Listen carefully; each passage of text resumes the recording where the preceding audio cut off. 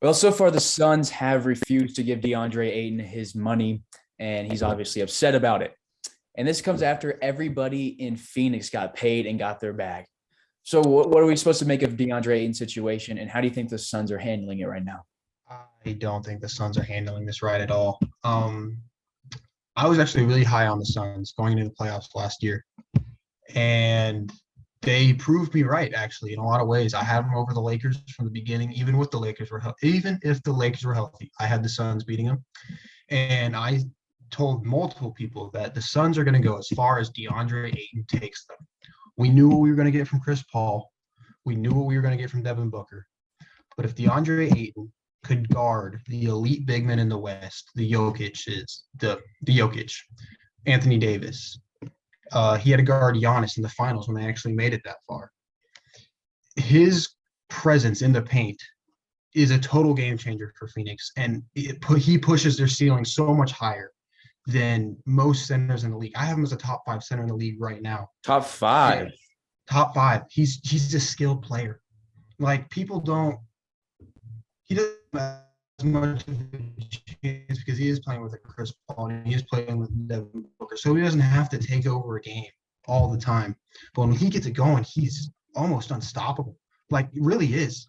Like I haven't seen many people be able to somewhat match up with Giannis. I mean, there's Bam Adebayo who does it decently well, but DeAndre Ayton, especially with how young DeAndre Ayton is, he deserves that max rookie extension, which is what he was seeking and what Phoenix didn't want to give him. And the main thing that really concerns me here is that Phoenix didn't even negotiate with them. Like they said, negotiations stalled on all the reports, but then James Jones comes out in a preseason game and he's like, "Yeah, there weren't any negotiations really to start with." And I get that it's a lot of money and they're unpredictable on what the future can be, but that's what every contract's going to be like. And I don't want to hear that, oh, it's too much money either, because Chris Paul took a pay cut to stay with you guys this summer. So he gave you guys more money. So I just don't understand why they're not wanting to pay him. He is that third centerpiece option. And if you're going to be a contender in the league at this point, you need a solid third piece. And he's more than solid at this point. I don't think he's as good as you say he is. I think he's a great player, and I think he fits really well into what Phoenix does. But I don't think the Suns should have necessarily not even had those conversations. They definitely should have talked with him about something and not given Landry Shamet so much money. But the 40 way years, 43 was his extension. I'm not sure the actual details, I could look it up. But with the situation they have now and where they're sitting right now, I don't think they're handling it poorly by not giving him a massive extension. I think that right now they have a 2-year window to win, maybe 3. With I don't know how long Chris Paul is going to be as good as he is. Nobody knew that he was going to make it this long. A lot of people believed in him, but who knows what Chris Paul has left in the tank. So I think you have a 2-year window to win. And I think with Ayton being a restricted free agent, you're pretty much guaranteed these next 2 years. You have him for the rest of this year and then just match in the offseason.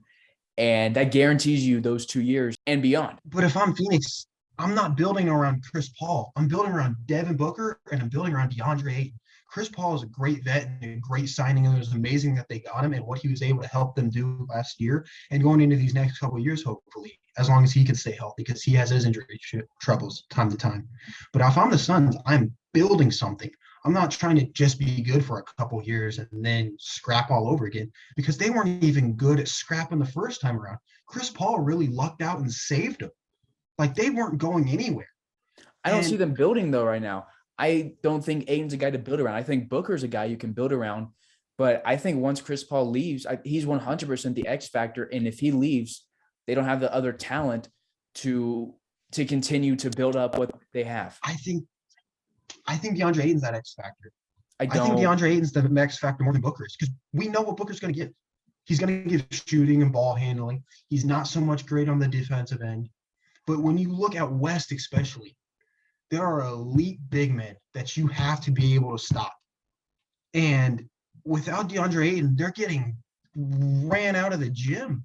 I mean, they had Dario Saric last year. He would come in and he would have to be their backup 5.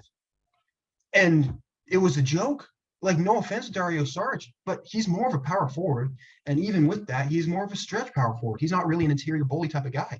DeAndre Ayton can physically match up with the centers out west. And that's important in so many ways, especially when you got people like the Lakers who have now a DeAndre Jordan, Dwight Howard, and an Anthony Davis. Not to mention, LeBron is still going to attack the rim at all times, and so is Westbrook. So if you don't have any rim protection, you're not going to go anywhere at all.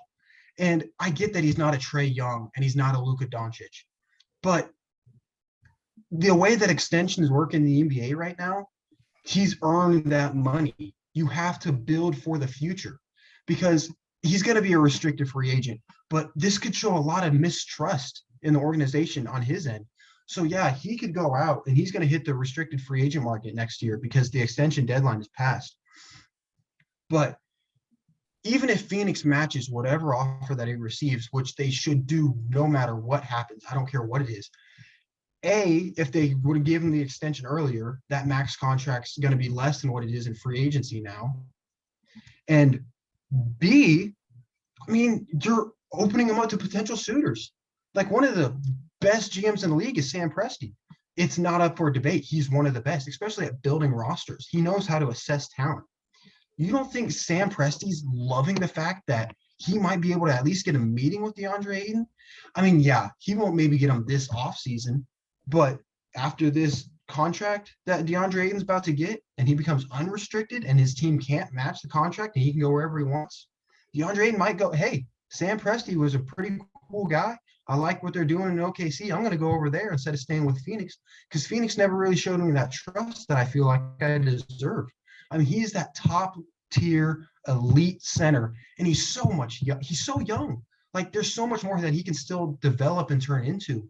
And I just feel like people are missing on that right now. So no, I don't think the Suns are handling this correctly at all. I would pay the guy, give him his money. Like I understand that people are saying, well, 6 years from now, which is when his extension right now should run out, if he were to have that rookie extension that they passed on, 6 years from now, yeah, that's a lot of money and we might not be as good. But if you build around the young players you have in Devin Booker and DeAndre Ayton, you're going to extend that window past the 2 years that you were talking about. The way my personal feeling is I was big on the Suns. I didn't expect them to come out of the West. I was big on the Suns last year. Didn't expect them to come out of the West. They got very fortunate in some of the matchups they got. Now, our injuries are part of basketball, and you just play who's in front of you. Absolutely 100%. But they were very fortunate in that aspect of there was always someone missing in every single round they went through until you got to the finals, and the Bucks weren't missing anybody, and the Bucks beat them. So it just doesn't make sense to me, oh, we're going to win right now because we think we're an elite level team when you were struggling with the Clippers without Kawhi. They handled the Nuggets. I will say that. They handled the Nuggets. Without Jamal, though. That's what I'm saying. Those injuries came up. But they handled the Nuggets. They handled the Lakers when they had their injuries. But then, like I said, you get to the Clippers, and people aren't high on the Clippers, but I talked about on the show on Thursday that I am high on the Clippers for a multitude of reasons. But when you can barely beat the Clippers without Kawhi in a single game, like it went 6 games without Kawhi touching the court, you can't tell me that's an elite level team and they're in win now mode because they're not adding any pieces. They're struggling to retain what they have right now when they're not wanting to give DeAndre the money.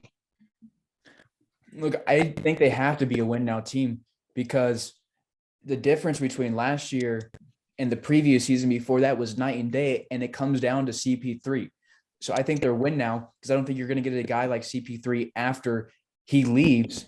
And I don't think Booker and Ayton are enough to build around just the two of them. They're great talents.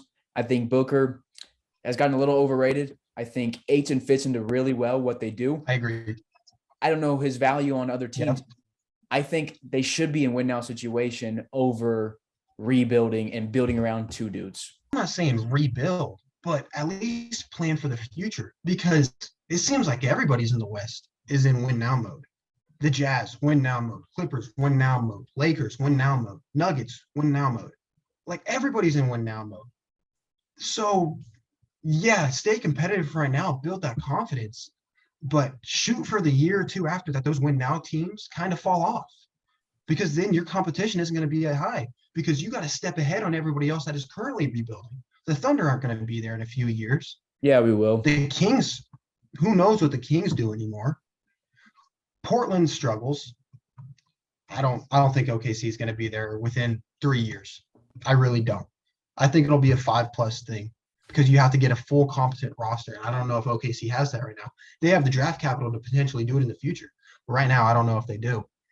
And another thing I struggle with is if you're going to say you don't want to pay people, why are you giving Landry Shamet a 4-year, $43 million deal? Why are you giving Mikal Bridges a 4-year, $90 million deal? I mean, they're paying Mikal Bridges, once that extension kicks in, over $20 million for him to be their fourth option. Now, what he does is elite, and every team needs it. You need an offensive player, a player who can play offense in a reasonable and controlled manner, but he doesn't have to dominate the ball. And then he can clamp up on the other end. He can guard the best wing on any team. He's one of the best wing defenders in the NBA, even with his young age. But over $20 million for that, $10 million a year for Landry Shamet, and they just got Landry Shamet. He wasn't even on the team last year when they made that run. They just traded for him this offseason. They got rid of Javon Carter, and they got Landry Shamet from Brooklyn. But they're going to give him an extension, and he hasn't done what Ayton has done for that team. So I know that the money is very different on those two contracts. Ayton's going to get more than $10 million a year. But it doesn't make sense that, we're going to pay this guy who just got here, hasn't played a game for us when he signed that extension, and hasn't won with us, compared to the dude who we took number 1 overall over Trae Young, over Luka Doncic, because we believed in him, and he's produced. You can't say that he hasn't produced and hasn't done his job. He went toe-to-toe with Anthony Davis, toe-to-toe with Jokic. The Clippers don't have a true big man, but that was DeAndre Ayton was the difference in that series. We couldn't stop the guy. We couldn't get a rebound. We couldn't guard the paint very well. DeAndre Ayton bullied us inside. I mean, you look at that Valley Oop that I talked about on the show Thursday too.